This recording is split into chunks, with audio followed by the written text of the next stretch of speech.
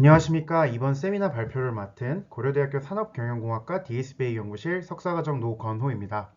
오늘 제가 세미나로 발표드릴 논문은 Multi-Time Attention Networks for Irregularly Sampled Time Series라는 논문이고요. 본 논문은 ICLR 2021에 억셉되었던 논문이고 다음에 보시는 것과 같은 저자께서 작성한 논문입니다. 발표 목차는 다음과 같은 순서로 이루어지겠습니다. 제일 먼저 인트로덕션입니다. 본격적인 논문 내용을 소개해드리기에 앞서서 본 논문에서 다루고자 하는 Irregularly Sampled Time Series 자체가 무엇인지부터 말씀드리도록 하겠습니다. 요 용어에서 sampled라는 표현이 나와 있는 곳에서 알 수 있듯이 타임 시리즈 데이터를 어떻게 샘플링 했냐에 따라서 분류를 하고자 하는 건데요. 특히 본 논문에서는 크게 두 가지의 기준을 가지고 데이터를 구분을 하고 있습니다. 첫 번째 쟁점은 먼저 레귤러하냐, 이레귤러하냐라는 점이고 두 번째는 얼라인드 되어 있냐, 언얼라인드 되어 있냐입니다. 이 두 가지 개념을 이해하기 쉽기 위해서 제가 논문에서 예시로 들어두었던 그림을 가져왔는데요. 먼저 이제 레귤러냐, 이레귤러냐부터 설명드리도록 하겠습니다. 제일 먼저 레귤러나 이레귤러냐는 왼쪽 그래프와 오른쪽 그래프를 비교해 보시면 되는데요. 일단 파란색 점만 살펴보도록 하겠습니다. 일단 왼쪽의 점을 보시면 파란색 점이 그러니까 점선으로 되어 있는 게 실제 타임 시리즈 데이터의 어떤 모집단 실제 분포이고 파란색 점이 저희들이 실제로 관측한 값을 의미합니다. 그래서 이 파란색 점을 보면 이 파란색 점 사이의 간격이 일정한 걸 보실 수가 있습니다. 이게 저희가 일반적으로 시계열 데이터라고 생각하면 생각하는 바로 그 구조이고요. 정상적으로 균등한 간격을 통해서 수집되었을 때 레귤러리 샘플드 되었다라고 이야기합니다. 반면에 우측의 파란색 점 그래프를 보면 파란색 점의 간격이 촘촘했을 때도 있고 멀어졌을 때도 있고 아예 더 촘촘했을 때도 있고 더 멀어지는 이런 식으로 데이터가 수집되는 간격이 균등하지 못한 경우가 있습니다. 이러한 상황을 irregularly sampled 되었다라고 이야기합니다. 그 다음으로 aligned와 unaligned에 대한 이야기인데요. 이 기준은 단별량 시계열 데이터가 아니라 다별량 시계열 데이터일 때만 정의가 될 수 있는 그러한 쟁점입니다. 여기서 이제 제가 화살표로 표시하는 요 왼쪽 그래프를 보시면 위쪽이 x1, 아래쪽이 x2라고 해서 본 시계열 데이터는 총 변수가 두 개인 다별량 데이터를 의미합니다. 그래서 이쪽 파란색 점과 초록색 점이 각각의 변수에 대해서 데이터를 수집한 그 관측값을 의미를 하는데요. 방금 전에도 말씀드렸다시피 파란색 점 같은 경우에 균등한 간격으로 레귤러리 샘플도 되었습니다. 그런데 이 초록색 점을 봐도 동일하게 균등한 간격으로 수집이 되었고 특히 파란색 점이 수집된 순간에 동시에 초록색 점까지 한 번에 수집된 걸 확인할 수가 있습니다. 이러한 상황이 변수 간에 수집된 시점이 잘 정렬이 되었다라고 해서 얼라인드 데이터라고 이야기하고요. 반면에 우측을 보면 unaligned라고 되어 있는데 파란색 점도 자기 멋대로 찍혀 있고 초록색 점은 그 자기 멋대로 찍혀 있는 파란색과도 다른 시점에 또 자기 멋대로 찍혀 있는 걸 볼 수가 있습니다. 그래서 제 빨간색 포인터를 보시면 초록색과 파란색이 서로 다른 시점에 수집이 돼서 한꺼번에 사용하기 어려운 이러한 상황을 unaligned 되었다라고 이야기합니다. 이러한 데이터를 시계열 공부를 조금 해보신 분이라도 많이 익숙하지는 않으실 텐데요. 그게 또 그럴 수 있던 것이 이러한 형태의 데이터는 저희 연구실에서 일반적으로 다루는 어떤 공정 데이터나 어떤 제조업 데이터에서는 많이 나타나지가 않습니다. 일반적으로 공장이나 그런 통제된 상황에서는 확실하게 어떠한 변수를 센서를 통해서 균등한 간격으로 수집하는 게 일반적이라 저희들은 일반적으로 regularly sampled 되어 있고 aligned 되어 있는 데이터를 많이 다뤄왔습니다. 그러나 이렇게 우측의 그림처럼 multivariate irregularly sampled time 시리즈이면서 unaligned 된 데이터는 일반적으로 의료 분야에서 많이 나타나고 있다고 합니다. 특히 어떤 전자적 장치로 어떤 환자의 어떤 의료 정보를 계속 수집하는 그러한 시계열 데이터 같은 경우에는 제가 조금 나이브하게 하나의 예를 갖고 왔는데요. 예를 들어서 심박수는 이제 뭐 손가락에 뭘 집어넣어서 몇 초 측정을 하고 혈압 같은 경우에는 10분에 한 번 측정되도록 자동화가 되어 있고 근데 반면에 혈당 같은 경우는 실제로 일반적으로 체열을 해야 되기 때문에 간호사님께서 실제로 방문을 하셨을 때 그때마다 조금 불규칙한 간격으로 수집을 한다고 하면 동일한 한 사람에 대한 건강 EHC (Electronic Health Record라는 이 시계열 데이터는 각각의 변수마다 심박수, 혈압, 혈당마다 조금씩 다른 주기로 측정이 돼서 언얼라인드까지 될 수가 있습니다. 그 방금 혈당이 의료진이 방문하실 때마다라서 어느 정도 irregularly sampled 되었다라고도 이야기할 수 있고요. 네, 이제 unaligned irregularly sampled time series가 무엇인지 알았는데요. 본 논문에서는 이러한 특수한 데이터 상황에 대해서 어떻게 우리가 일반적인 모델에 사용을 할 수 있는가를 다루고 있습니다. 그래서 이러한 데이터를 우리가 어떤 특수한 처리를 해줘야 되는 이유를 이제 다음과 같은 세 가지 챌린지가 존재한다고 콕 찍고 넘어가 주는데요. 방금 전에 제가 데이터의 특징에 대해서 설명하면서 다 말했던 것이지만 한 번 더 짚고 넘어가도록 하겠습니다. 먼저 첫 번째로 irregularly sampled라는 의미 그 자체로 데이터가 관측되는 시점이 간격이 균등하지 않다라고 하는 것이 있고요. 그리고 그 두 번째, 데이터 케이스마다 변수마다 관측 값의 수가 변화한다. 여기서 데이터 케이스라는 것이 조금 헷갈리실 수가 있는데 그냥 의료 데이터라고 했을 때는 단순하게 다른 사람의 의료 데이터 정도로 생각해 주시면 됩니다. 그래서 동일한 의료 정보 타임 시리즈이고 동일한 시스템에서 어떠한 뭐 예측이나 분석을 수행을 할 건데 어떤 사람마다 데이터 케이스마다 다르고 아니면 그 안에 포함되어 있는 다양한 변수들마다 관측가스의 전체 수나 빈도나 이러한 것들이 매우 불규칙하게 변한다는 점입니다. 그리고 마지막은 아까도 말씀드렸듯이 변수 간의 관측 시점이 언얼라인드 되어 있다. 이런 세 가지 챌린지가 존재를 합니다. 이러한 세 가지 챌린지가 왜 문제가 되냐면 대표적으로 아래쪽에 이제 그림 세 가지는 타임 시리즈 데이터를 이제 처리를 하는 대표적인 모델 구조 세 가지로 RNN과 CNN 어텐션 베이스드 모델의 구조를 가져온 것인데요. 대표적으로 RNN 쪽만 하나의 예시를 들어서 설명드리도록 하겠습니다. 그냥 간단하게 말해서 일반적인 타임 시리즈 데이터를 다루는 모델들은 모든 시계열 데이터들이 균등한 간격으로 수집이 되었고 답변량이라면 해당 답변량들이 모두 동시에 측정이 되는 얼라인드 데이터를 이제 가정을 하고 있습니다. 그게 어떤 의미냐면 여기 RNN 모델의 인풋 부분에서 이게 그 한 시퀀스와 그 다음 시퀀스 그리고 쭉쭉 그 다음 시퀀스를 새로 인풋을 받는 구조인데 여기서의 당연한 전제는 첫 번째 시점과 두 번째 시점 사이의 시간적 차이가 두 번째 시점과 세 번째 시점 이 두 인풋 사이의 시점 차이와 동일하다는 것입니다. 이 리커런트 레이어의 그 시점마다의 간격이 동일하다는 가정하에서 이 RNN 구조가 동일한 간격을 반영하도록 모델링이 되어 있기 때문에 만약에 저희가 사용하는 인풋 데이터가 지금의 상황처럼 이레귤러리하게 수집이 되어서 실제로 들어가는 인풋의 간격과 이 모델이 가정하고 있는 데이터 사이의 간격이 균등하지 않다면 저희가 목적으로 하는 실제 데이터의 어떤 템포럴한 정보를 반영을 하는 데는 큰 문제가 생길 수가 있습니다. 네, 지금부터 몇 장 동안은 방금 전에 설명드린 regularly sampled, irregularly sampled, aligned, unaligned가 조금 생소하신 분이 있을 것 같아서 조금 간단하게 예시를 제가 그려서 가져온 것입니다. 먼저 저희가 일반적으로 가정하는 regularly sampled time 시리즈부터 살펴보도록 하겠습니다. 여기서 이제 머신러닝, 딥러닝 모델에서 활용이 가능한지를 이렇게 X자를 했냐 안 했냐로 표시한 것인데요. 먼저 아래쪽에 T1부터 T9는 실제로 저희가 활용하고자 하는 모델이 인풋으로 받는 그러한 시간 간격을 그냥 임의로 표시해 놨다고 생각해 주시면 됩니다. 그래서 일반적인 regularly sampled time 시리즈 데이터 같은 경우에는 데이터가 실제로 균등한 간격으로 찍혀 있으며 그 데이터의 간격이 모델에서 인풋으로 하는 간격과 동일하기 때문에 아무 문제 없이 모델을 태워서 다운스트림 태스크에 활용을 할 수가 있습니다. 그러나 아래쪽에 나타난 irregularly sampled time 시리즈 같은 경우에는 데이터의 총 개수는 동일하나 여기 아래에 T1부터 T9라고 꺽쇠가 찍혀 있는 여기와 비교해 보시면 아시겠지만 실제로 데이터가 수집된 간격 자체가 뒤죽박죽이라서 이 데이터들이 실제로 모델이 인풋하고자 하는 그러한 시간 간격과 일치되지가 않는 상황을 볼 수가 있습니다. 이러면 아까 제가 RNN에서 설명드렸던 것과 같이 그대로 인풋을 하기에는 어떤 모델의 전제와 데이터의 상태가 맞지 않기 때문에 그대로는 활용을 할 수가 없습니다. 그 다음으로는 unaligned를 설명해 드릴 텐데요. 여기서 초록색과 파란색이 서로 답변량 데이터라서 x1, x2라고 표현되어 있다고 보시면 됩니다.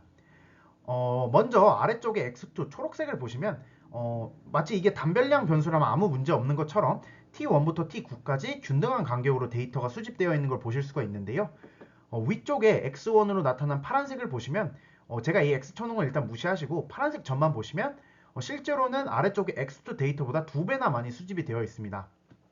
만약에 이 데이터가 X1만 있는 단별량 데이터라면 모델에서 이 T1부터 T9까지의 어떤 시간 인풋을 활용한다고 해도 실제로 데이터가 더 많이 수집이 되어서 더 정확한 정보를 반영할 수 있는 상황이라면 저희가 조금 의미로 모델에서 인풋하는 간격 자체를 더 2배로 촘촘하게 만들 수도 있을 텐데요. 근데 아래쪽을 보시면 함께 사용하고자 하는 다른 변수 X2가 여기서 딱 T1부터 T9의 그 간격에 딱 맞춰서 수집이 되어 있습니다. 아까도 말씀드렸다시피 일반적인 머신러닝, 딥러닝 모델 같은 경우에는 다별량 사이에 얼라인드 되어 있는 상황을 가정하기 때문에 이 상황에서는 많이 수집된 X1에서 요 T1, T의 간격보다 더 많이 수집한 데이터들은 실제로는 그냥 다 제거해버려서 아래쪽에 다른 변수와 맞춰주는 형식으로 데이터를 손실하면서 모델에 사용할 수밖에 없는 상황이 될 수가 있습니다.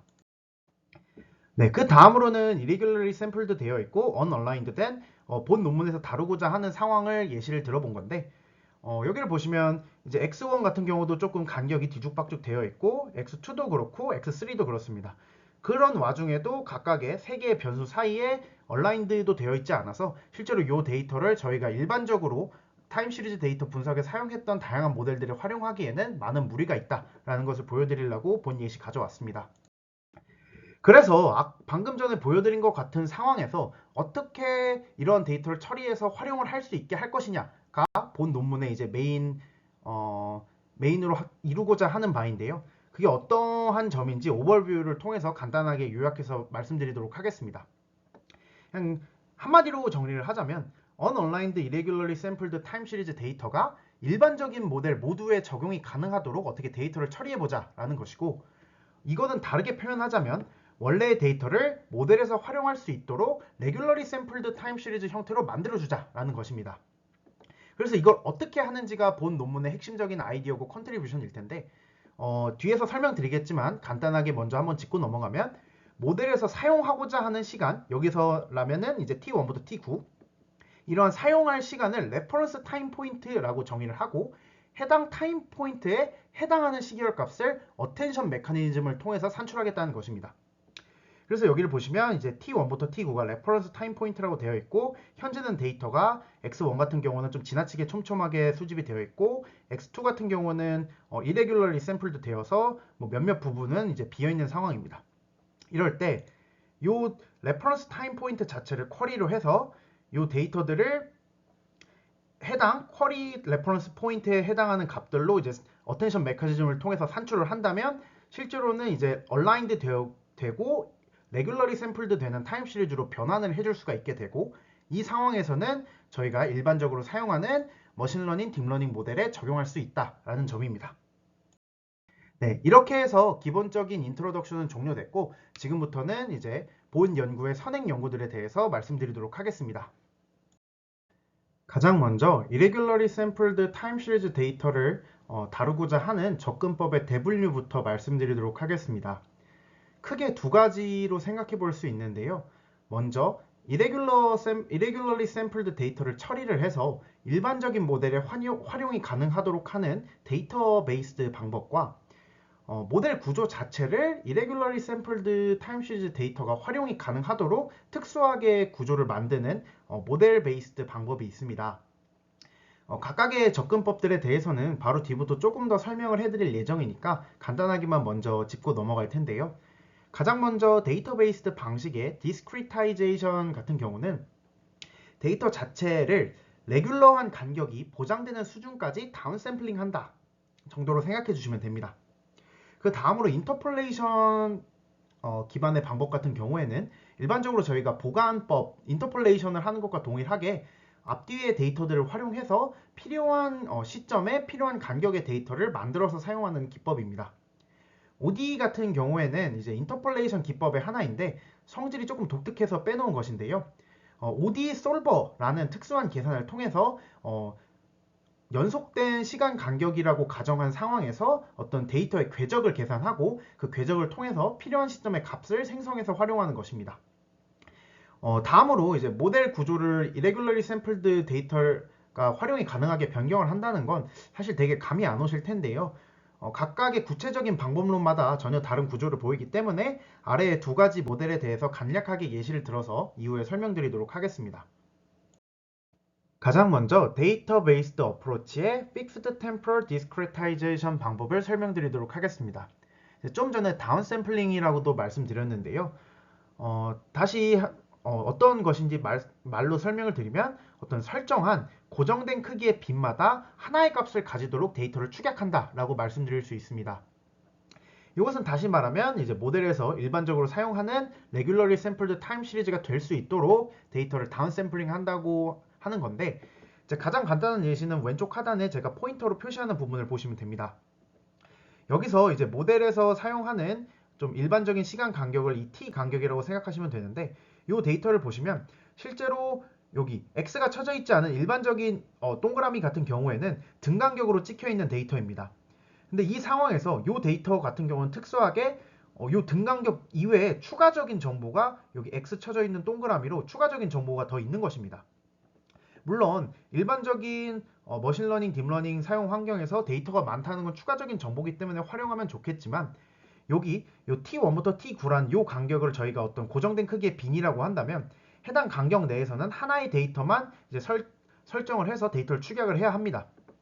그래서 여기서는 물론 추가적인 정보지만 요 촘촘하게 찍힌 데이터 같은 경우에는 레귤러리 샘플도 되게 어떤 균등한 간격을 유지하기에는 데이터가 부족하기 때문에 그러한 균등한 간격이 유지될 수 있는 일반적인 동그라미만 남기고 나머지 데이터들은 X를 쳐서 지워버리는 이러한 다운 샘플링을 한다고 생각해 주시면 됩니다.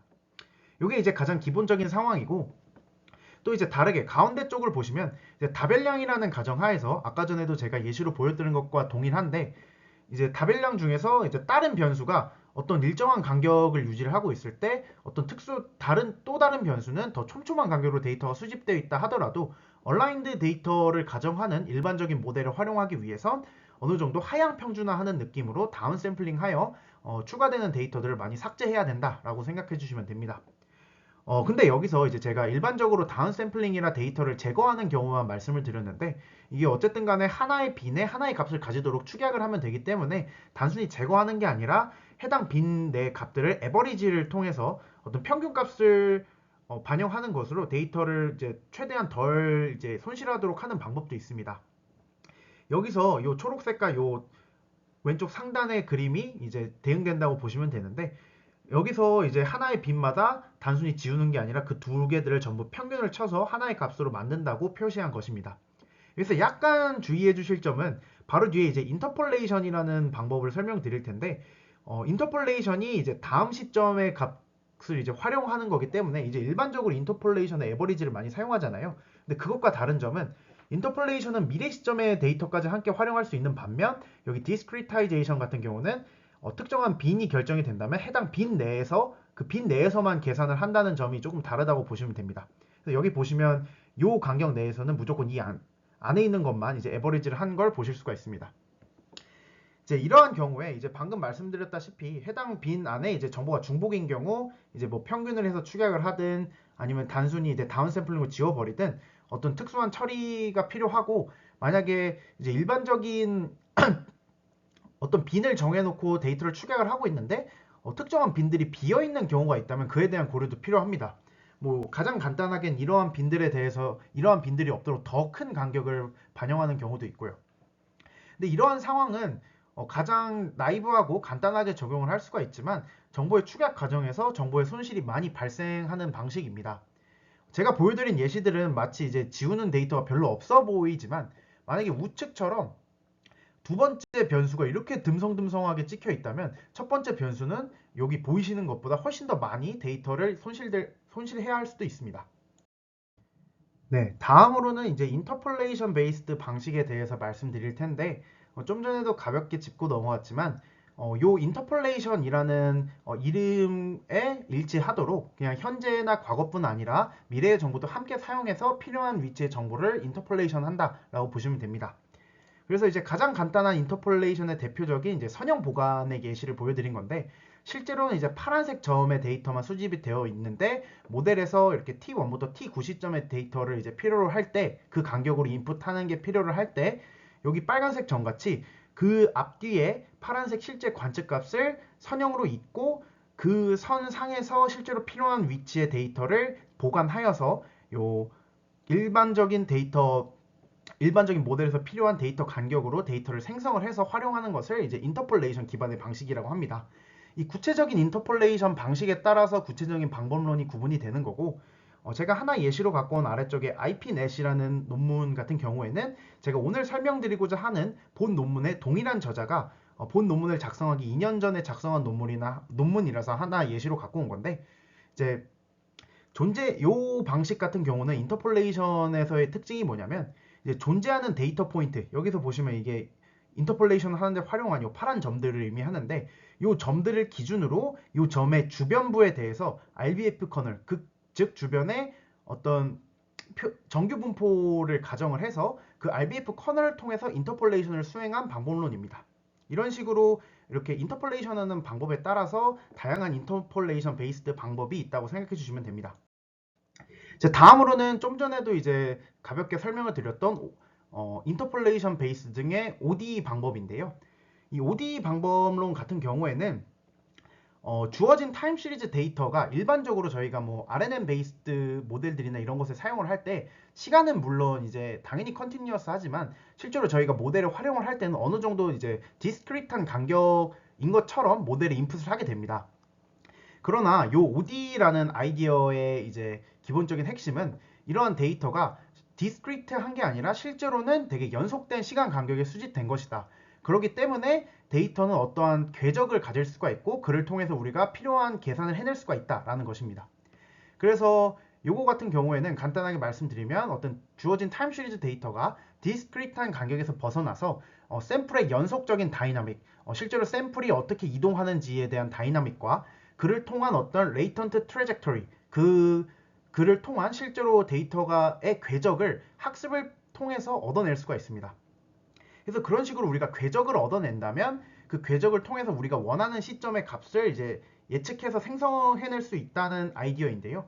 그 그림이 아래쪽을 보시면 이 위쪽은 이제 ODE 솔버라고 그 궤적을 구하는 계산 과정이고, 이 밑에를 보시면 요 꾸불꾸불 돼 있는 선이 실제로 예측한 레이턴트 벡터의 궤적이고, 이 레이턴트 벡터의 궤적을 얻어내게 되면 그를 다시 원래 데이터의 차원으로 복원하는 것을 통해서 실제로 데이터들을 인터폴레이션 할 수 있다라는 것입니다.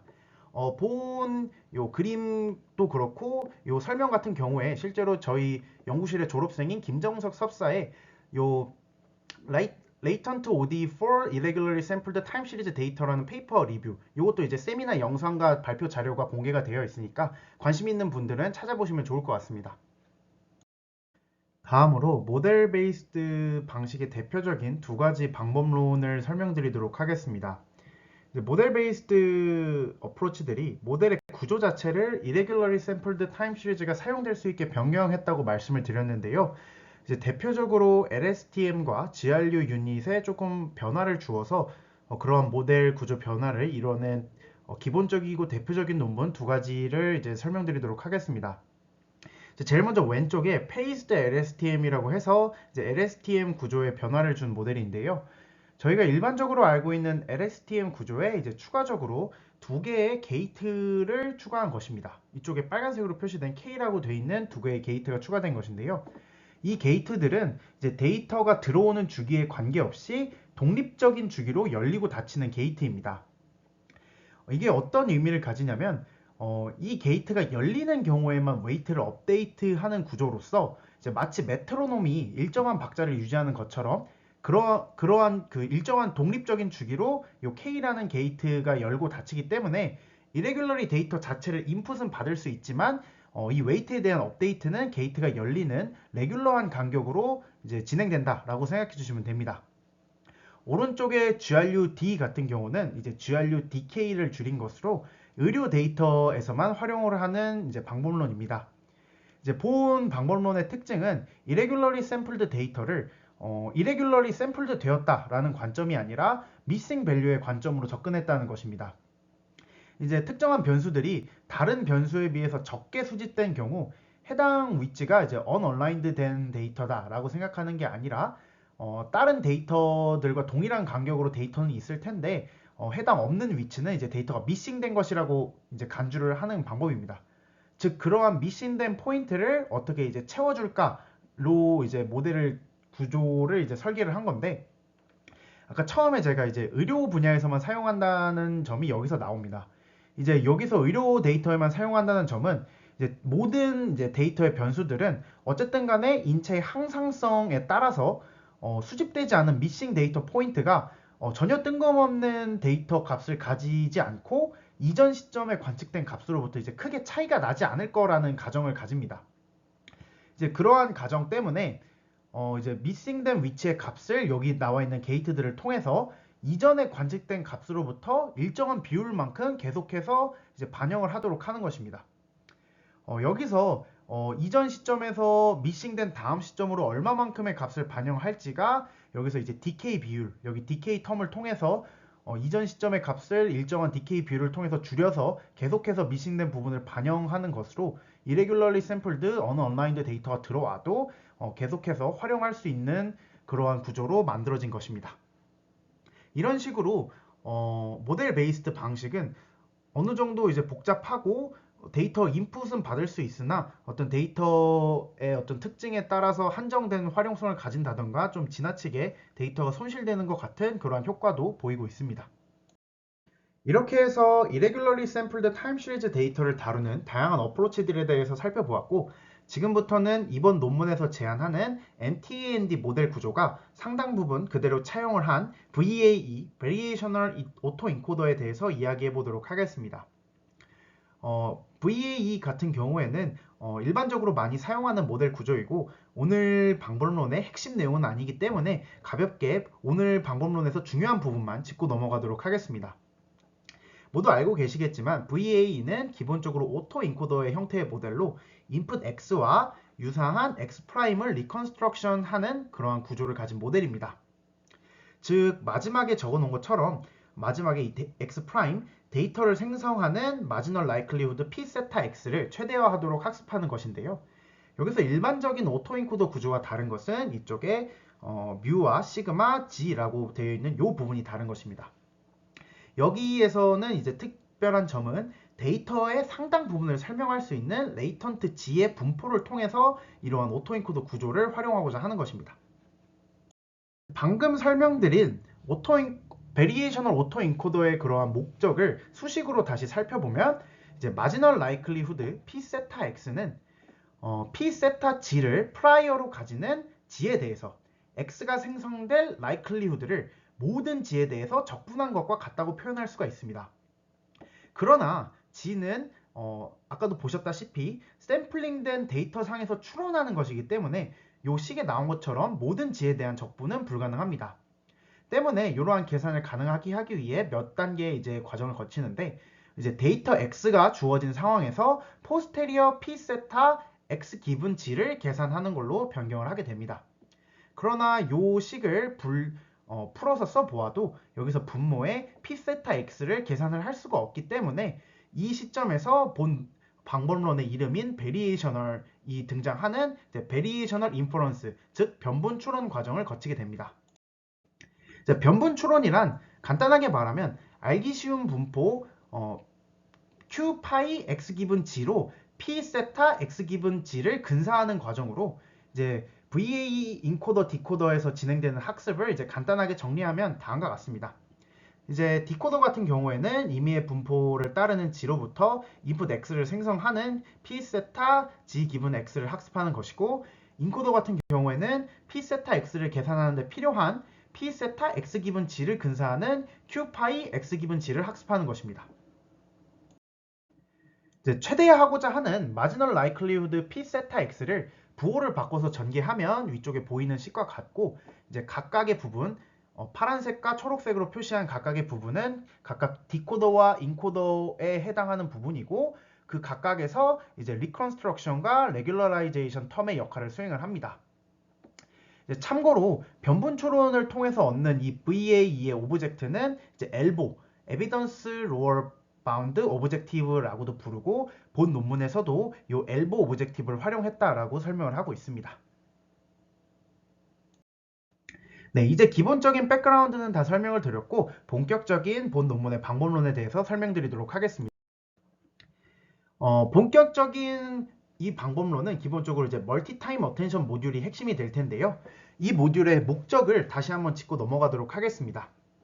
Irregularly Sampled Time 시리즈에 대하여 원하는 시점을 쿼리로 어텐션을 수행을 해서 해당 시점에 타임 시리즈 레프레젠테이션을 얻어내자는 것입니다.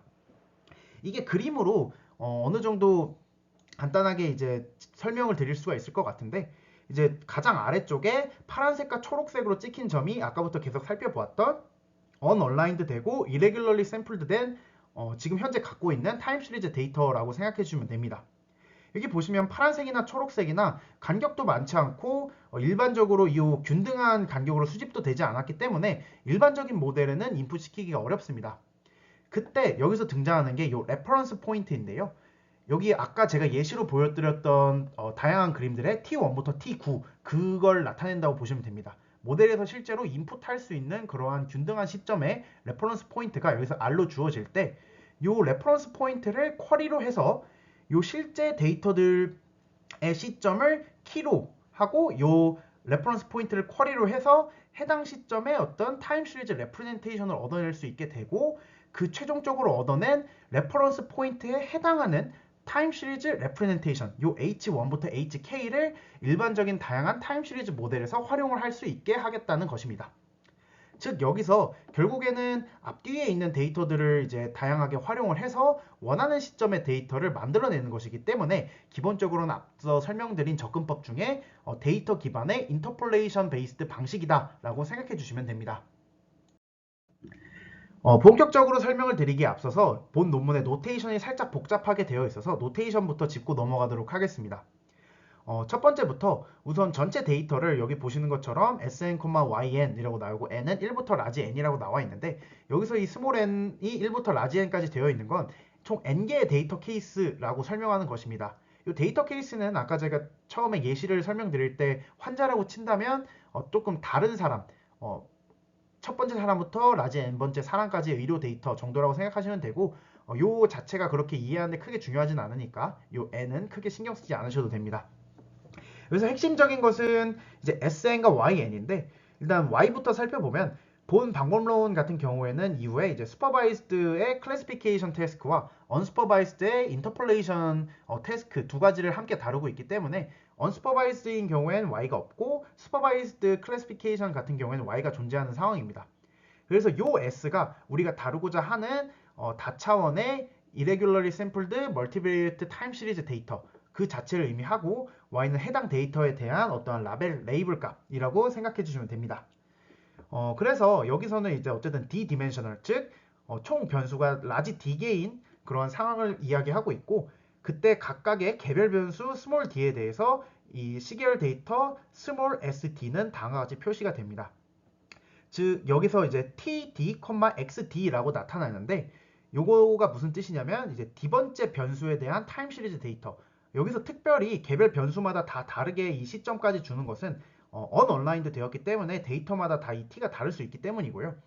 결국에는 요 스몰 d라는 특정한 변수에 대해서 데이터들이 수집이 되어 있고, 그 수집된 데이터들은 각각 t 스몰 d라는 시점들의 그에 해당하는 xd라는 데이터로 수집이 되어 있다라고 이해하시면 됩니다.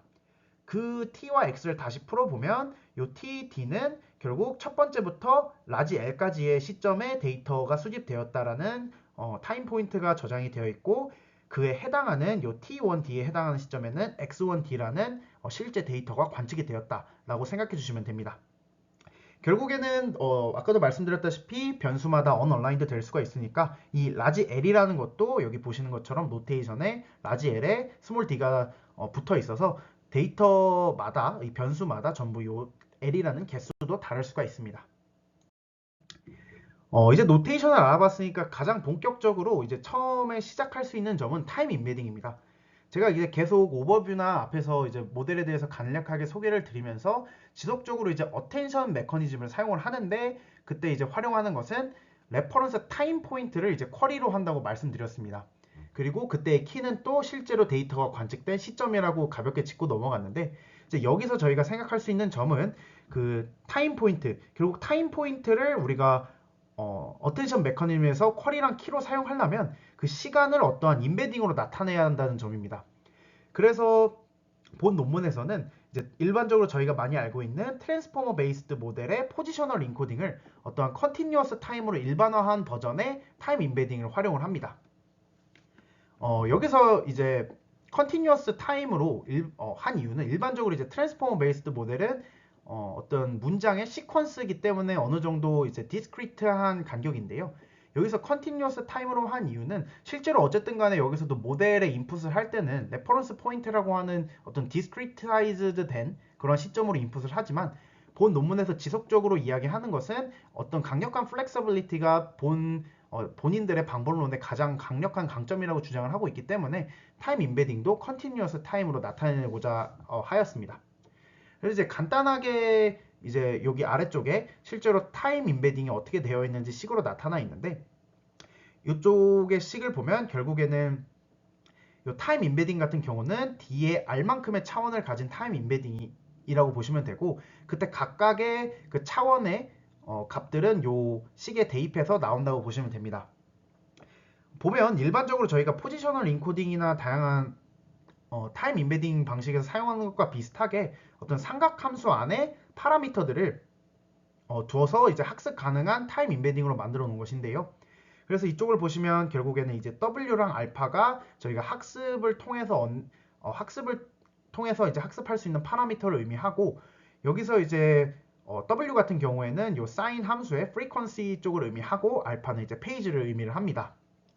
그래서 이런 식으로 삼각함수의 텀으로 타임 임베딩을 표현을 하는 것에 대해서 이제 논문에서 설명하는 점은 이제 어느 정도 주기적인 특징들을 이 삼각함수의 주기성을 통해서 잡아낼 수가 있고 삼각함수라는 것은 이제 그 안에 만약에 t 플러스 델타라는 값이 삼각함수 안에 들어오면 t라는 값을 통한 삼각함수의 선형 결합으로 표현이 가능하기 때문에 이제 non-periodic한 어떠한 패턴들도 함께 캡처할 수 있는 좋은 그러한 타임 임베딩 식이라고 설명을 하고 있습니다.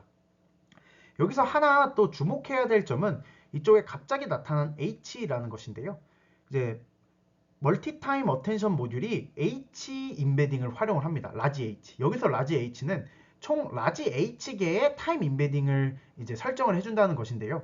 이게 무슨 뜻이냐면 하나의 시점, 만약에 t0라는 시점이 있을 때 해당 t0라는 시점을 하나의 값으로 하나의 타임 임베딩으로 할당해서 시간을 표현하는 것이 아니라 실제로는 라지 h개만큼 t0라는 점을 총 라지 h개만큼의 서로 다른 타임 임베딩을 통해서 다양하게 표시를 해준다는 것입니다.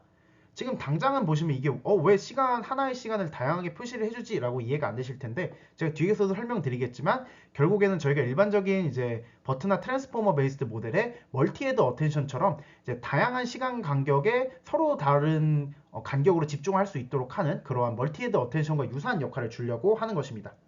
결국에는 결과적으로 이제 연속적인 시간이 라지 h개의 서로 다른 dr 차원의 이 파이로 임베딩이 된다고 정리해 주시면 됩니다. 네, 그래서 이렇게 타임 임베딩으로 잘 표현을 하게 되면 이제 본격적으로 멀티 타임 어텐션 모듈에 활용을 할 수가 있는데요. 본 논문에서는 크게 세 가지 단계로 방법론을 소개하고 있습니다. 이 세 가지로 표현한 요 각각의 구성 요소들이 각각 전부 다른 방법론은 아니고 상위에 있는 게 하위에 있는 것의 어떤 모듈의 형태로 들어가는 것인데요. 이제 가장 먼저 이제 제일 기본적인 건 MTAN입니다. 이게 멀티 타임 어텐션 모듈을 줄인 것이고 요거 같은 경우는 이제 요약하자면 이제 어텐션을 통해 원하는 하나의 시점의 레프레젠테이션을 구하는 방법론을 MTAN이라고 이야기하고 이제 본 논문에서 계속 핵심적으로 주장을 하는 것이 irregularly sampled time 시리즈를 적절히 처리를 해서 일반적인 모델들을 활용을 할 수 있도록 하자라는 것이기 때문에 이 MTAN을 활용을 해서 하나의 시점의 레프레젠테이션을 구하는 걸 반복적으로 수행을 해서 모델이 필요한 레퍼런스 포인트 전부에 대한 타임 시리즈 레프레젠테이션을 산출하는 방법론을 discretized MTAN이라고 해서 MTAND라고 표현하고 있습니다.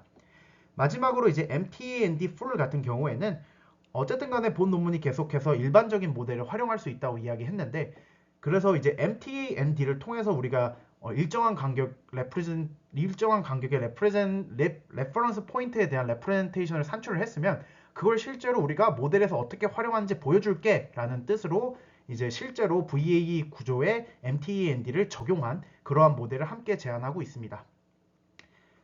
네, 그래서 요 MTAND 스트럭처 오버뷰는 제가 좀 전에 아까 동일한 그림으로 이 레퍼런스 포인트를 쿼리로 해서 최종적인 해당 시점의 레프레젠테이션을 얻는다라고 말씀을 드렸고요. 이제 구체적으로 MTAN 첫 번째 이제 어텐션을 통해서 원하는 하나의 시점의 레프레젠테이션을 구하는 것부터 시작해 보도록 하겠습니다. 이제 MTAN 인베딩을 구하는 건데 결국에 얘는 이제 우리가 원하는 하나의 시점 t라는 시점을 쿼리로 인풋을 하고 저희가 아까 노테이션 정리를 할 때 s라고 표현됐던 d 차원의 irregularly sampled time series 데이터를 이제 함께 MTAN에 인풋을 합니다. 그럼 결과적으로 j-dimensional encoding at time t 원했던 하나의 시점의 j-dimension의 레프레젠테이션을 얻게 되는 것입니다. 여기서 D 차원의 데이터가 J 차원으로 변경이 되는 것을 보실 수 있듯이 이게 원한다면 차원 축소까지 한 번에 수행할 수 있는 그러한 모듈입니다. SIG 자체를 이제 간단하게 오버뷰 해보면 MTAND는 총 라지 J 차원의 레프레젠테이션인데 그 중에 각각 이 스몰 j는 0부터 라지 j까지의 각각의 그 인베딩의 포지션들을 의미하는데 그 하나의 j라는 포지션은 결국에는 요 어텐션 메커니즘을 통해서 원하는 시점 t의 레프레젠테이션으로 표현이 된다라는 것인데 여기서 이제 각각이 이제 쿼리키 밸류의 역할을 하는 얘네들에 대해서는 바로 뒤에서 소개드리도록 하겠습니다. 이제 가장 먼저 이제 제일 밑에 저희가 일반적으로 이제 어텐션 메커니즘이라고 표현하는 쿼리키가 나타나는 부분을 설명드리도록 하겠습니다. 여기서 이제 쿼리키에 해당하는 부분이 여기 이제 빨간색으로 네모친 요 t 시점의 타임 인베딩 얘가 이제 쿼리가 되고 키는 관찰된 실제 데이터의 시점 그것의 타임 인베딩이 이제 키가 됩니다. 그래서 쿼리와 키 이 두 시점 타임 인베딩에 대한 스케일드 이너 프로덕트를 수행하고 소프트맥스를 수행하는 것으로 일반적인 어텐션 스코어 요 커널이라고 표현된 요 어텐션 스코어를 얻게 되는 것이고요. 여기 이제 시그마를 보면 아실 수 있듯이 모든 데이터의 이제 모든 차원 D에 대해서 그리고 모든 타임 인베딩 H에 대해서 모든 I에 대해서 전부 수행을 합니다.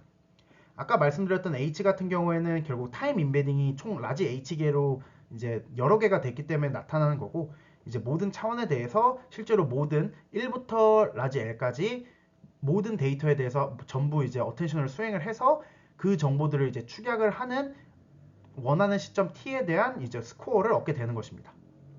그래서 요 어텐션 과정에서의 파라미터는 요 이너 프로덕트 사이에 껴져 있는 W와 V라는 매트릭스이고요. 요 매트릭스 같은 경우에는 아까도 말씀드렸다시피 요 타임 인베딩 같은 경우가 dr 차원이기 때문에 dr by dk 해서 여기 dk가 이제 저희가 하이퍼 파라미터로 이제 정할 수 있는 그러한 차원의 수입니다. 그래서 여기서의 특징은 이제 어텐션 메커니즘을 수행을 할 때 요 매트릭스의 DK 같은 경우는 사용자가 정할 수 있기 때문에 이 DK 크기에 따라서 노멀라이징을 해주는 텀까지 포함된 어텐션 스코어 계산 과정이라고 보시면 됩니다. 그래서 요 커널 텀으로 표현된 게 이제 어텐션 계산이 되고 그렇게 어텐션 스코어 결국에는 이제 레퍼런스 타임 포인트가 쿼리 그리고 실제 데이터가 관측된 시점이 키 해서 어텐션 스코어가 계산이 되면 그 쿼리 키를 통해 얻은 어텐션 스코어를 실제 밸류, 실제로 그 당시에 관측된 데이터의 값에 곱해서 저희가 일반적으로 이야기하는 어텐션을 통한 결과 값인 X-햇을 구하게 됩니다. 요 X-햇 같은 경우에는 어쨌든 간에 첫 번째 시점부터 라지 L까지의 모든 데이터를 이제 어텐션 스코어를 반영한 것을 이제 가중합을 해서 얻게 되는 실제로 T 시점에 대한 현재 데이터의 어떠한 어텐션 결과값이라고 보시면 되고 얘는 결국에 이 HD마다 하나의 값으로 결국 정리가 되는 것입니다. 이 과정을 조금 일반적으로 아까 좀 전에 이제 제가 바로 앞에서 말씀드린 요 커널 계산, 어텐션 스코어 계산 과정과 요 XS를 구하는 요 결합하는 밸류를 결합하는 과정을 한 번에 표현하면 이런 식으로 나타낼 수 있어서 함께 갖고 온 것이고요. 요 다음으로 최종적으로 MTAN의 제2번째 성분을 계산하기 위한 다음의 계산 과정을 거치게 됩니다. 여기서 일단 저희가 XHD는 방금 전까지 이제 말씀을 드렸던 어텐션 메커니즘을 통해서 그 어텐션 스코어와 밸류까지 곱해서 얻은 최종적인 값을 이야기하고요. 여기 노테이션에서 보시는 것과 같이 변수 D마다 타임 임베딩 H마다 전부 유일한 값으로 계산된 최종 값입니다. 그래서 여기서도 이름이 Univariate Continuous Time Function이라고 나와 있습니다.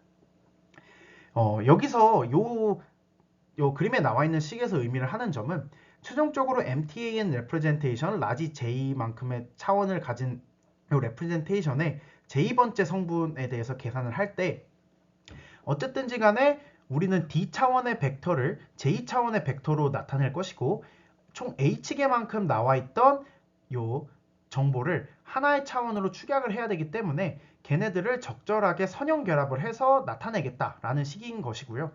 여기서 이 노란색 박스 친 UHDJ 같은 경우는 학습되는 파라미터입니다. 일단 여기서 스몰 j는 제2번째 성분이니까 제2번째 성분을 계산하기 위한 계산식이 요거고 요 제2번째는 0부터 이제 1부터 라지 j만큼 각각 다 계산이 되는 것입니다. 그래서 일단 이 j는 떨어뜨리고 요 나머지 값을 보면 UHD를 보면 어쨌든 요 변수 전체 1부터 D까지 H1부터 라지 H까지 전부 별개의 U라는 파라미터가 학습이 되게 되고 그때 아까 보셨듯이 요 X hat HD는 그 각각마다 전부 계산이 되어 있습니다.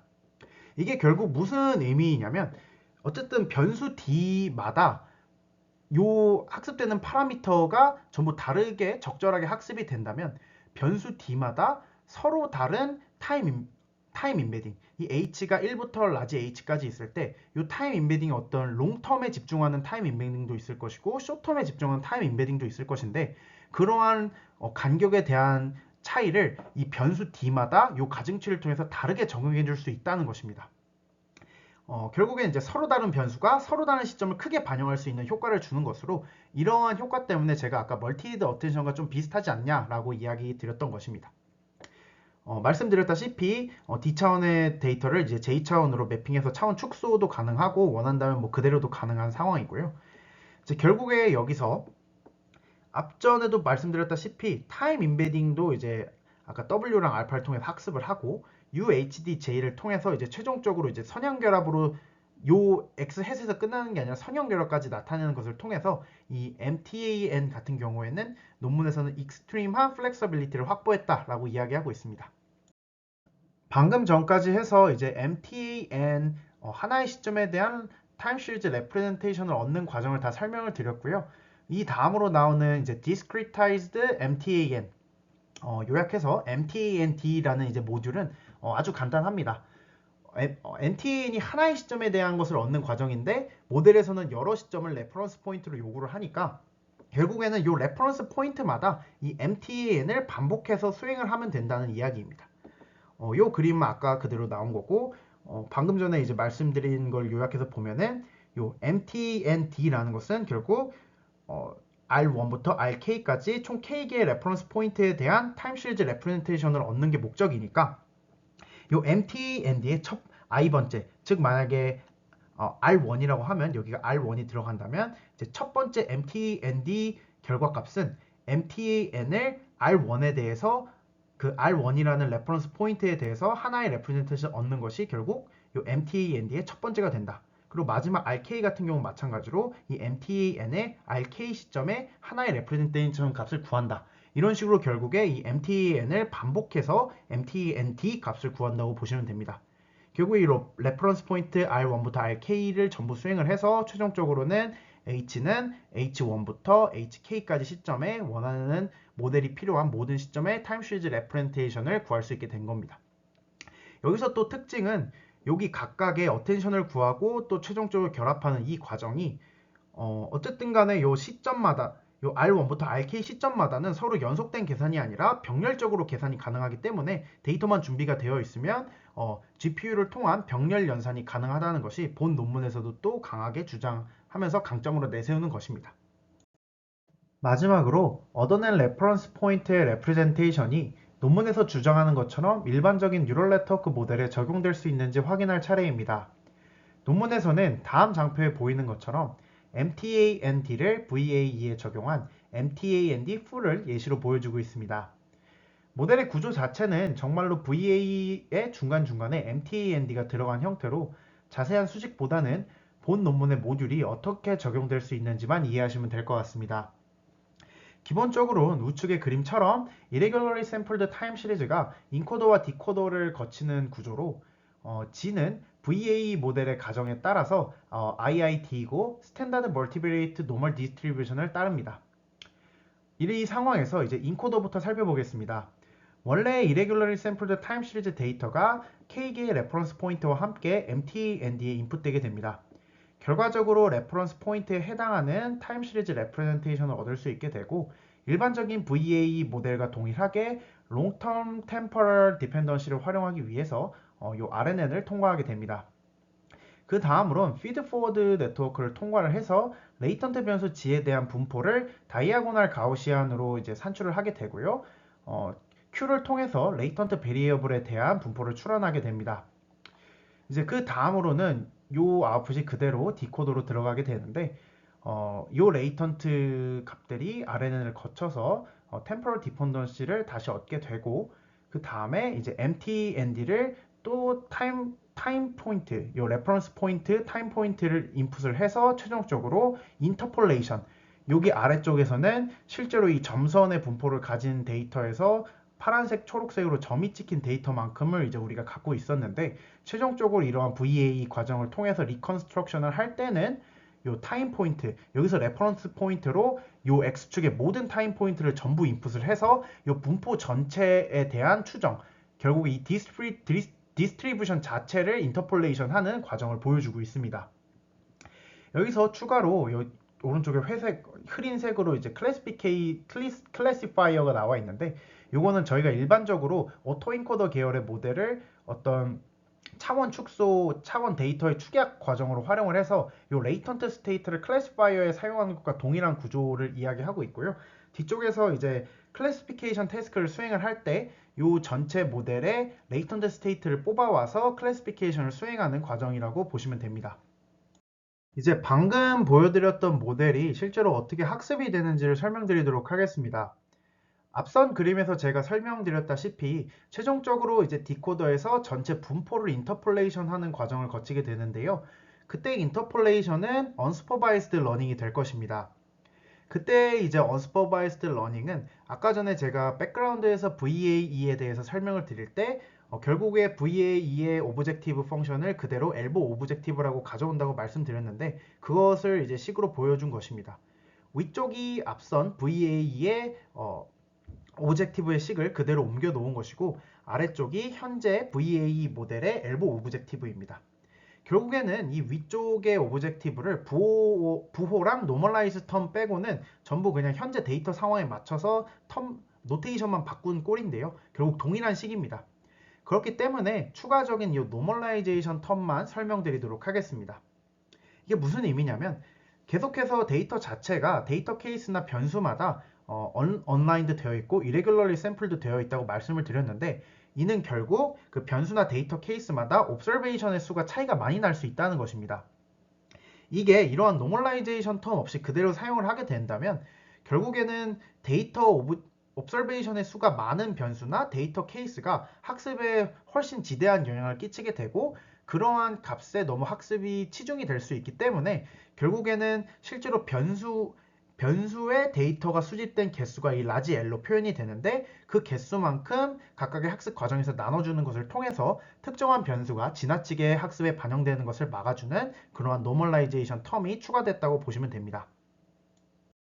네, 그렇게 해서 인터폴레이션을 하는 unsupervised learning의 학습은 일반적인 VAE와 동일하게 이루어진다고 보시면 되고 그 다음으로 이제 클래시피케이션을 수행하는 supervised learning을 설명드리도록 하겠습니다. 아까 전에 제가 모델 설명드리는 그림에서 가볍게 말씀드렸는데 이 전체 VAE 구조에서 레이턴트 스테이트를 피처 익스트랙터로 활용을 해서 클래시피케이션을 수행하는 것입니다.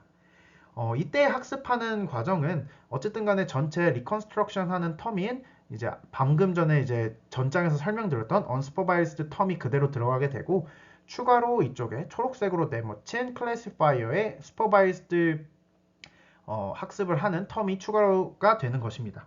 결국에 이쪽은 클래시피케이션을 일반적으로 수행하는 크로스 엔트로피 로스와 동일한 학습이 수행된다고 보시면 되고 여기에 람다를 통해서 unsupervised 텀과 supervised 텀이 적절하게 조절된다고 보시면 됩니다.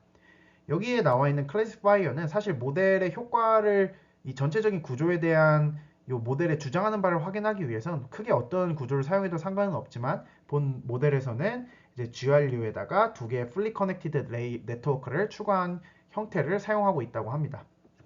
그래서 최종적으로 프리딕션 같은 경우에는 이 클래시파이어에 해당하는 프리딕션 인퍼런스를 수행한다고 보시면 됩니다. 이제 모든 방법론 설명이 끝났으니 실험 결과 간단히 공유드리도록 하겠습니다. 먼저 실험에 사용된 데이터셋입니다. 크게 세 가지 데이터셋이 활용이 됐고요. 피지오넷, MIMIC3, 휴먼 액티비티 데이터셋 총 3개 모두 사람의 건강 데이터 아니면 사람의 활동 데이터에 대한 것입니다. 먼저 첫 번째 두 데이터 같은 경우에는 거의 동일한 데이터인데요. 중환자실에 대한 41가지, 12가지의 일렉트로닉 헬스 레코드, 그러니까 전자 건강 기록, 즉 아까 예시로 드린 혈압, 심박수, 이러한 그러한 건강 기록의 시계열 데이터입니다.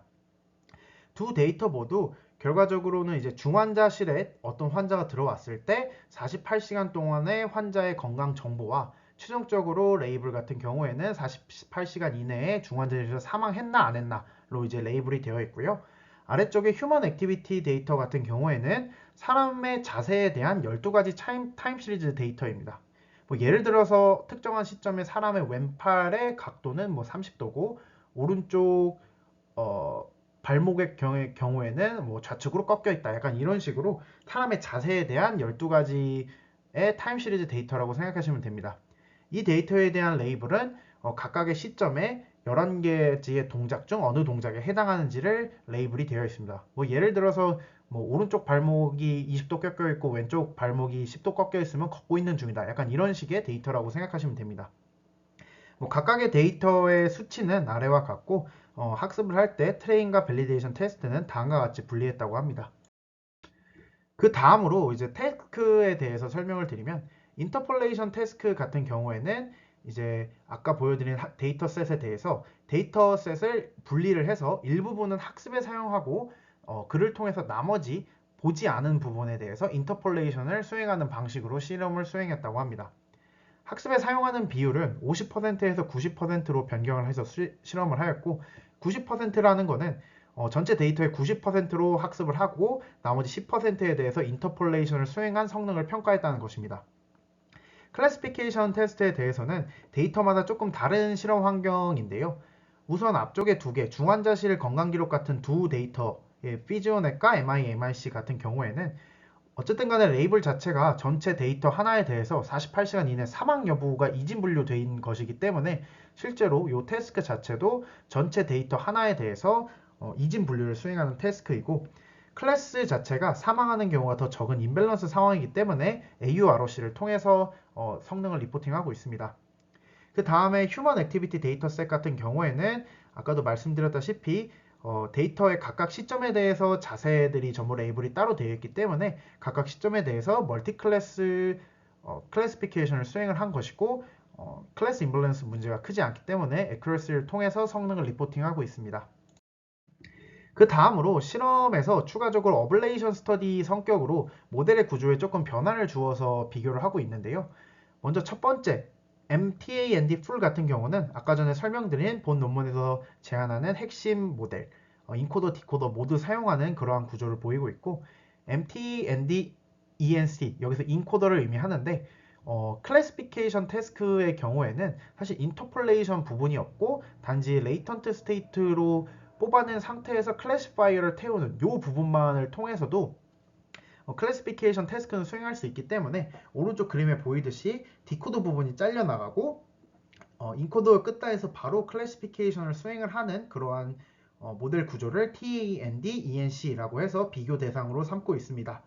여기서의 학습은 여기서 unsupervised 텀은 지워버리고 supervised cross entropy만 학습한다고 보시면 됩니다. 베이스라인 모델들론 이렇게 다양한 모델들이 함께 있는데요. 제가 전체를 설명드리진 않았지만 요 phased LSTM이나 GRUT나 IPNet이나 요 ODD 같은 경우에 가볍게 설명을 드렸는데 뭐 이 전체 필요하신 분은 각자 읽어보시면 될 것 같고 가볍게 위쪽은 이제 모델 베이스드로 이제 irregularly sampled time 시리즈를 접근하는 것이고 아래쪽은 데이터 베이스드로 접근한 방식이다 정도 생각해 주시면 될 것 같습니다. 네, 처음으로 피지온의 데이터에 대한 인터폴레이션 퍼포먼스입니다. 요 인터폴레이션 퍼포먼스 같은 경우에는 어쨌든 간에 결국엔 최종적으로 데이터 자체를 복원을 하는 것이기 때문에 D차원 데이터에 대해서 실제 데이터와 MSE 계산이 가능해서 해당 MSE를 리포팅을 하고 있습니다. 즉 작을수록 더 인터폴레이션이 잘 되었다는 것인데요. 여기 observed 비율이 50%부터 90%까지 다양하게 실험을 수행하였습니다. 결론을 요약하자면 결국 적게 관찰하고 많이 인터폴레이션 하나, 많이 관찰하고 적게 인터폴레이션 하나 모든 범위에서 본 논문에서 제안하는 MT&D full이 높은 인터폴레이션 성능을 보이고 있다고 합니다. 그 다음으로는 클래시피케이션 퍼포먼스인데요. 위쪽 같은 경우는 베이스라인 모델들을 의미하고 아래쪽에 ENC와 full 같은 경우에는 좀 전에 설명드린 디코더 부분을 뺀 ENC고 이 full은 전체 모델 구조 전부가 있는 것입니다. 요약을 다시 해드리자면 일부를 제외하고는 MT&D full이 가장 높은 성능을 보이고 있고 가장 높은 성능이 아니더라 하더라도 이 위쪽에 조금 더 높게 나온 애들하고 크게 성능 차이가 없다고 좋은 성능을 보인다고 리포팅을 하고 있습니다. 근데 여기서 이제 핵심적인 부분은 함께 높은 성능을 많이 보이는 이 위쪽은 사실 고전적인 방법이 많은데 좀 비교적 최신의 방법이고 비교할 만한 LODD, ODD 이 ODD 계열의 모델들과 이제 성능은 비슷할지언정 이 time for epoch 학습하는 시간이 크게는 이제 85배까지 빠르다는 것이 핵심적인 부분인 것 같습니다. 제가 아까 MT&D를 이제 설명을 드릴 때 각각의 타임 포인트에 대한 계산들이 어쨌든 간에 병렬화가 가능하기 때문에 모든 계산 과정이 GPU를 통한 병렬화가 가능하다고 말씀을 드렸는데요. 이 ODD 같은 경우에는 이 아까 가볍게 말씀드렸다시피 ODD 솔버라는 것을 통해서 어떤 레이턴트 벡터의 트래젝토리를 계산하는 과정이 들어가기 때문에 실제로는 일반적인 고전적인 방법보다 훨씬 더 시간이 많이 걸렸습니다. 그러나 이번에 제안한 MT&D 모듈 같은 경우에는 GPU를 통한 병렬화가 가능하기 때문에 성능도 좋고 성능이 비슷하다면 학습되는 시간이 월등하게 작다는 것이 본 실험을 통한 본 방법론의 우수성을 보여주고 있다고 생각합니다. 그 다음으로는 어블레이션 스터디의 하나로 포지셔널 인코딩, 아까 타임 인베딩을 학습 가능한 W와 알파를 통해서 이제 사인 함수의 프리퀀시와 페이지를 이제 학습 가능하도록 만들었었는데 그러한 학습을 가능하게 하는 점이 좀 오히려 지나치게 복잡하게 하기만 하고 성능 향상은 없는 거 아닌가라는 것을 확인하기 위해 포지셔널 인코딩으로 했을 때와 학습 가능한 타임 인베딩을 사용했을 때의 성능을 비교하고 있습니다. 결국에는 이제 학습 가능하게 타임 인베딩을 사용했을 때 유의미한 성능 향상을 확인했다고 논문은 리포팅하고 있습니다.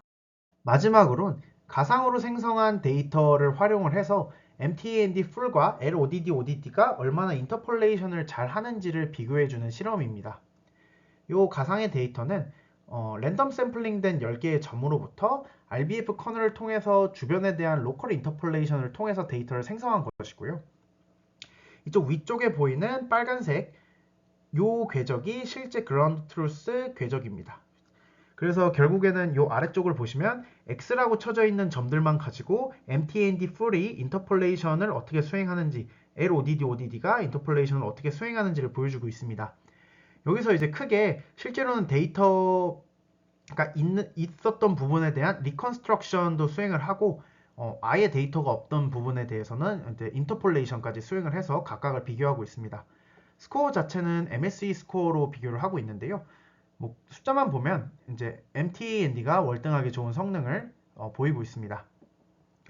실제로 그림을 보더라도 LODD, ODD 같은 경우에는 각각의 점들의 어떠한 변화를 스무드해서 로컬 스트럭처를 비교적 못 잡아내는 것처럼 보이고 이 MT&D full 같은 경우에는 되게 지역적인 특성까지 잘 잡아내고 있는 것처럼 보입니다. 오히려 이쪽 같은 경우는 실제 데이터는 여기서 두 점이 찍히고 아래로 내려가는데 여기선 하나의 점 밑에 기울기가 바뀌는 그러한 로컬한 스트럭처를 좀 강하게 반영을 해서 바로 여기서 꺾어버리는 식으로 이 MTND full은 로컬한 스트럭처를 되게 강력하게 잡아낸다 라는 것을 장점으로 내세우고 있습니다. 이렇게 해서 모든 방법론과 실험에 대한 설명이 끝나서 컨클루전으로 넘어가 보도록 하겠습니다.